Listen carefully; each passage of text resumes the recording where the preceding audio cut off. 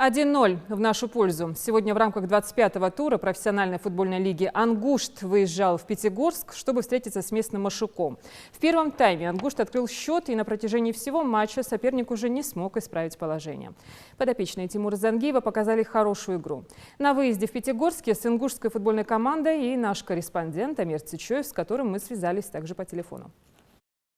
В рамках 25-го тура профессиональной футбольной лиги «Ангушт» выезжал в Пятигорск, чтобы встретиться с местным «Машуком». В первом тайме «Ангушт» сумел открыть счет, и, в принципе, на протяжении всего матча ничего исправить подопечные заздравных не смогли. И, в общем, вполне закономерная победа на выезде 0-1. Впереди очень важный матч против Алании, который состоится 7 мая уже на домашнем стадионе в Назрани. Поэтому, я думаю, подойти к такому, скажем так, принципиальному сопернику в хорошем настроении с двумя победами к ряду, я думаю, это должно как-то мотивировать наших футболистов.